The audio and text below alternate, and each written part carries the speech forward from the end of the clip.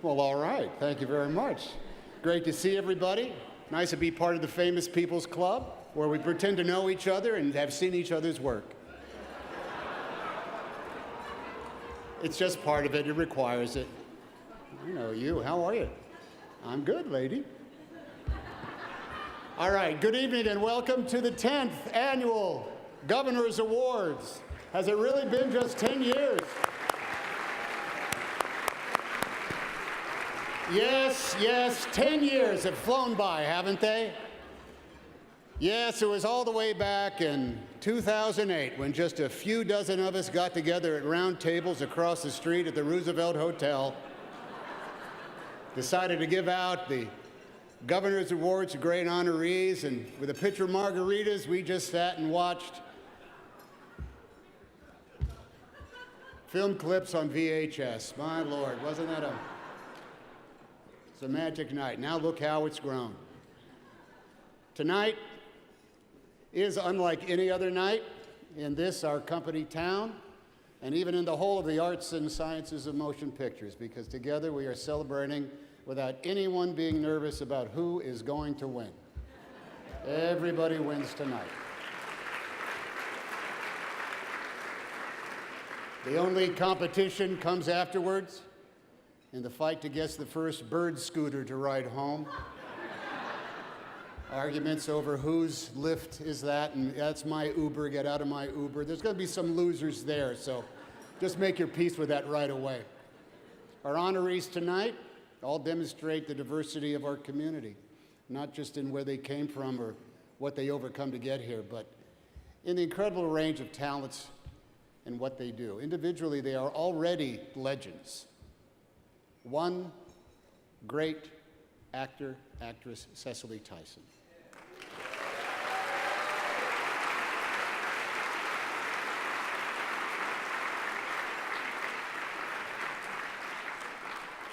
Two producers, Kathy Kennedy and Frank Marshall.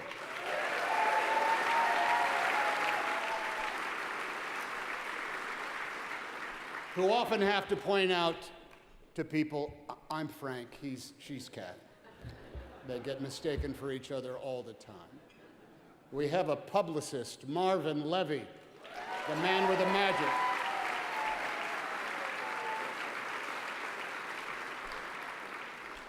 And a composer not just of his films, but of much of our lives, Lalo Schifrin.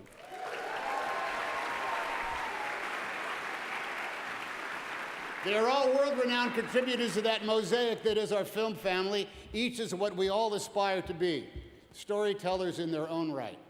So just step back and widen the lens and think about the films that get made and how and why, and share in the truth that everyone in our community, be it a writer or director or a cinematographer or composer or publicist or producer, they all have a hand in how the story gets told, how it gets seen.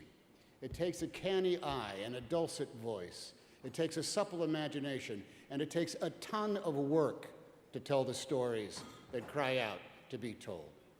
And our honorees tonight have set the very highest standards of how to do all that with a conviction in their creativity and the excellence in the repeated execution. None more so than a pioneer and fittingly the first publicist in the Academy history to receive an honorary Oscar, ladies and gentlemen, Marvin Levy.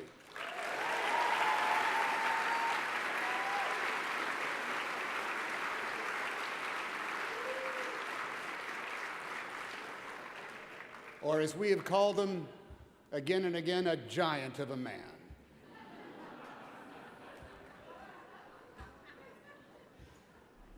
Marvin began his remarkable journey working for MGM in New York City before joining Columbia Pictures here in Hollywood, where he guided the advertising for films from The Deep to Kramer versus Kramer. His work for the 1977 film Close Encounters of the Third Kind was the beginning of a 4-decade-long and continuing partnership with Steven Spielberg, who relied on Marvin to introduce America to characters and themes as heavy and as harrowing as E.T. and Schindler's List and Saving Private Ryan and Lincoln. Now, all those movies are pretty damn good, but I don't think any of us in this room would have bothered seeing them without the efforts of Marvin Levy.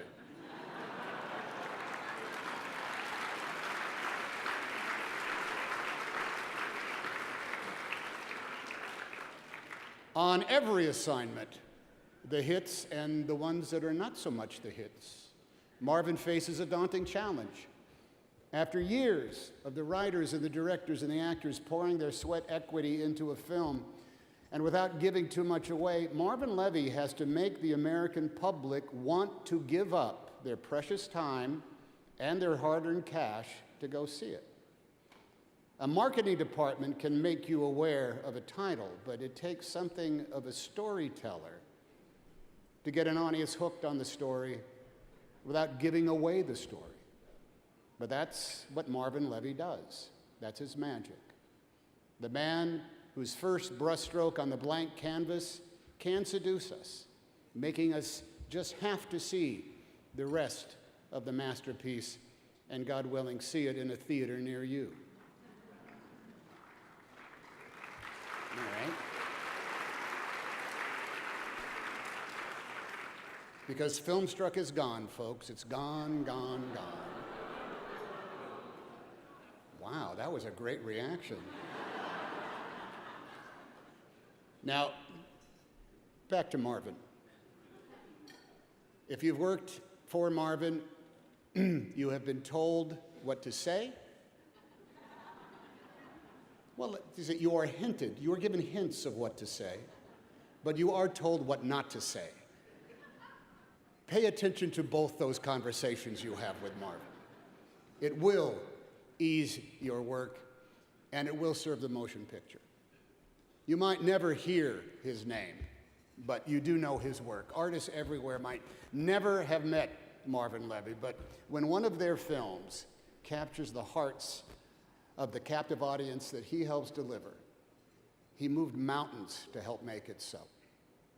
Ladies and gentlemen, it's time for everyone to hear Marvin Levy's story by way of this VHS clip package.